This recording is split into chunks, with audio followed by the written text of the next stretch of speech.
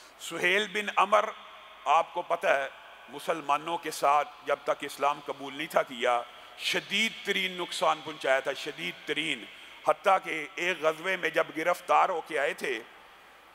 سبحان اللہ، بات آئی ہے قدرتی طور پہ، تو دیکھیے ایک غزوے میں جب گرفتار ہو کے آئے تھے تو حضرت عمر نے کہا تھا یہ بڑا قادر الکلام ہے، یہ ان کو خطیب قریش بھی کہا جاتا تھا، بڑی زبردست تقریر کر کے لوگوں کے ولولوں اور جذبات کو گرما دیا کرتے تھے۔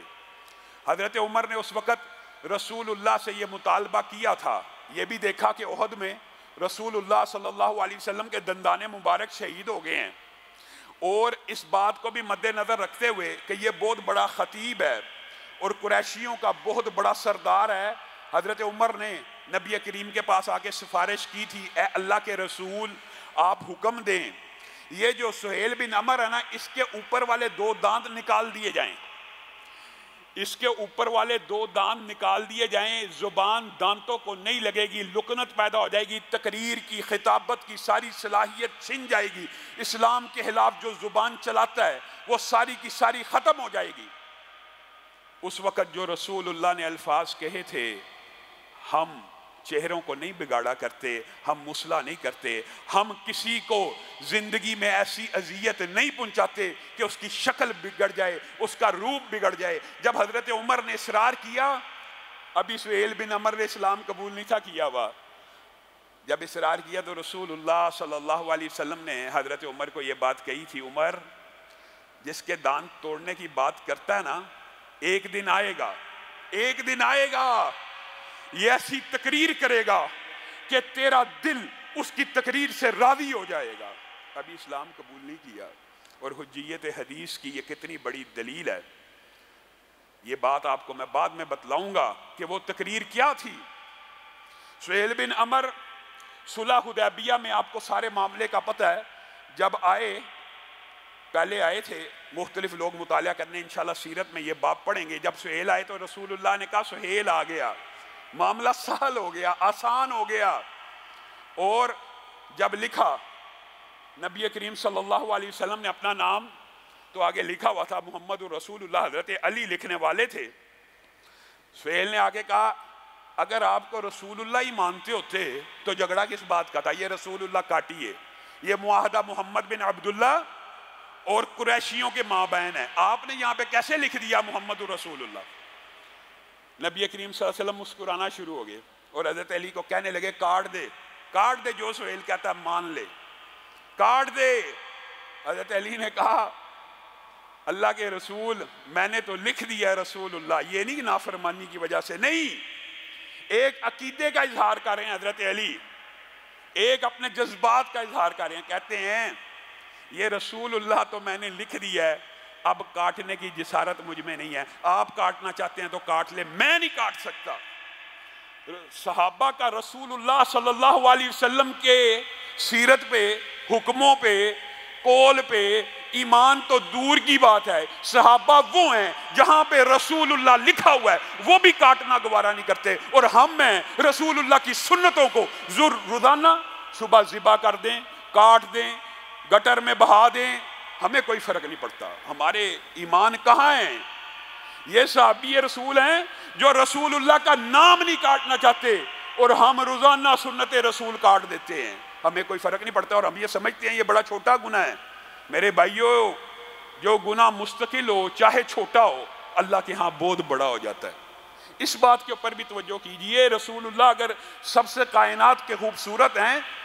ان جیسا حلیہ بنانے میں آپ کو کیا مسئلہ؟ روزی بند ہو جائے گی، آپ کی شادی نہیں ہوگی۔ شادی شدہ لوگ داڑیاں نہیں رکھتے،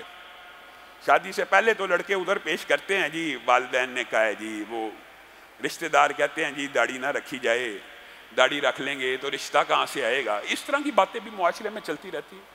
اور جن کے 5-5 10-10 بچے ہو گئے ہیں وہ بھی نہیں چھوڑ رہے، ان کو کیا مسئلہ ہے جی؟ ان کا رزق بند ہو جاتا۔ یہ بعض چھوٹی باتیں آئی ہیں ضمنی طور پہ تو آپ کے سامنے رکھ دی۔ خیر، معاہدہ لکھا جا رہا ہے، سہیل بن عمر کا سگا بیٹا، آپ نے سب نے سنا ہوا واقعہ، ابو جندل، ابھی معاہدہ لکھا جا رہا ہے اور لکھا جا چکا ہے، سائن نہیں ہوئے، دستخط نہیں ہوئے، مورے نہیں لگی، ابو جندل آ گئی اور مسلمانوں کو مخاطب ہو کے کہنے لگے اللہ کا شکر ہے اللہ نے قریش مکہ کے عذاب سے نجات دی، میں تم لوگوں تک پہنچ گیا۔ سہیل بن عمر کہنے لگے اے اللہ کے رسول، وہ تو نہیں تھے مانتے لیکن ان کو مخاطب ہو کے کہنے لگے اس وقت اسلام نہیں تھا قبول کیا، یہ ہمارے معاہدے کی پہلا ٹیسٹ کیس ہے۔ رسول اللہ صلی اللہ علیہ وسلم کہنے لگے اے سہیل ابھی تو دستخط نہیں ہوئے، معاہدے میں اگرچہ یہ شک موجود ہے کہ قریشیوں میں سے کوئی آئے گا ہم واپس کر دیں گے، لیکن ابھی تو دستخط نہیں ہوئے، سہیل میری خاطر، سہیل میری خاطر۔ رسول اللہ صلی اللہ علیہ وسلم سہیل کو کہہ رہے ہیں سہیل میری خاطر ہی اس کو چھوڑ دے۔ نہیں چھوڑوں گا، سگا بیٹا تھا، کیسے چھوڑ سکتے تھے؟ نہیں چھوڑوں گا، اگر آپ نے اس کے اوپر عمل نہ کیا تو قریش مکہ کی طرف سے معاہدہ کینسل۔ رسول اللہ صلی اللہ علیہ وسلم نے اسی وقت کہا ٹھیک ہے ابو جندل تو اپنے باپ کے ساتھ چلا جا، صبر کی دعا بھی کی، اس کو خوشخبریاں بھی سنائیں، لیکن معاملہ یہ بتانا مقصود ہے کہ یہ سہیل بن عمر جو اسلام سے قبل اسلام کے ساتھ دشمنی نبھانے والے، معاہدے کے اندر رسول اللہ صلی اللہ علیہ وسلم بار بار اپنا واسطہ اور تعلق گنوا رہے ہیں کہ میری خاطر چھوڑ دے، نہیں چھوڑا۔ جب فتح مکہ ہوئی تو ان کا بیٹا عبداللہ بھی تھا، وہ بھی اسلام قبول کر لیا ہوا تھا۔ سہیل تیزی سے اپنے گھر کے اندر چھپ کے کہنے لگے آج میں نہیں بچتا، آج رسول اللہ صلی اللہ علیہ وسلم نے مجھے قتل کر ہی دینا۔ بیٹے نے کہا، بیٹے سے مشورہ ہوا، بعض روایات کے الفاظ مختلف ہیں، بیٹے کو انہوں نے بھیجا رسول اللہ صلی اللہ علیہ وسلم سے پوچھ لے کہ کیا مجھ جیسے مجرم کو بھی اللہ کے رسول معاف کر دیں گے، امان مل جائے گی، جان خلاصی ہو جائے گی، کیا جان بخشی مل جائے گی؟ عبداللہ رسول اللہ صلی اللہ علیہ وسلم کے پاس آئے، رسول اللہ نے کہا ہر اس بندے کی جان خلاصی کرتا ہوں جو صرف اپنے گھر کا دروازہ بند کر لے، اس کو معاف کیا۔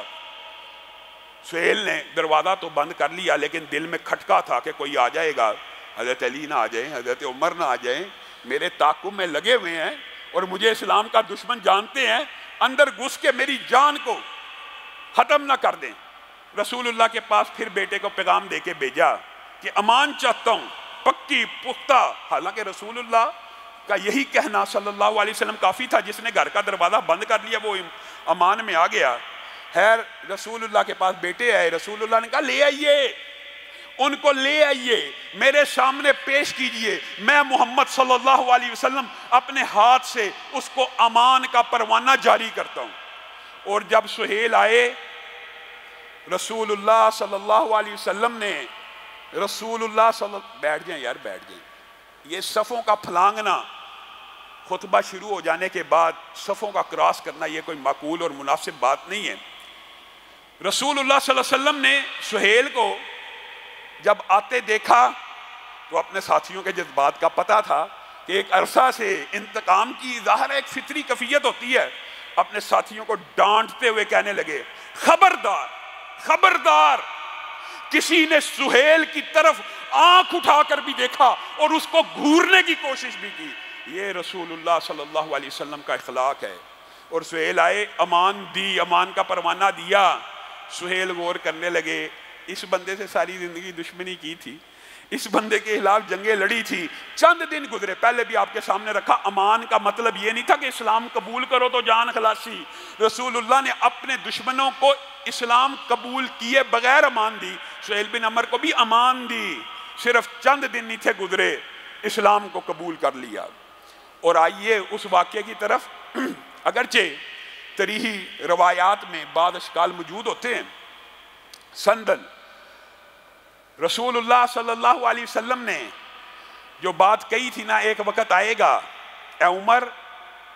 تو سہیل کی تقریر سے راضی ہو جائے گا، تو وہ واقعہ کیا تھا یہ بات بھی یاد رکھیے۔ رسول اللہ صلی اللہ علیہ وسلم کا جس دن انتقال ہوا تھا نا،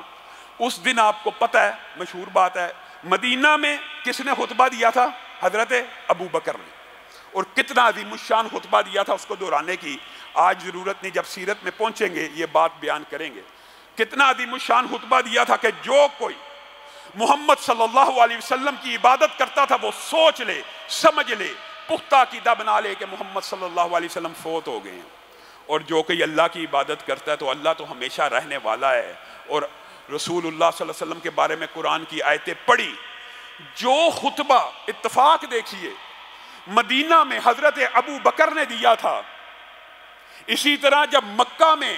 रसूलुल्लाह की फौतगी की इतला पहुंची, वहां के लोगों की भी यही कैफियत थी। जिसने कहा रसूलुल्लाह फौत हो गए हैं, हम उसकी गर्दन को उड़ा देंगे, वही कैफियत मक्का में भी थी।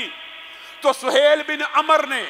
बैन वही आयतें और उसी से मिलता जुलता खुतबा मक्का में दिया था जो हजरत अबू बकर ने मदीना में दिया।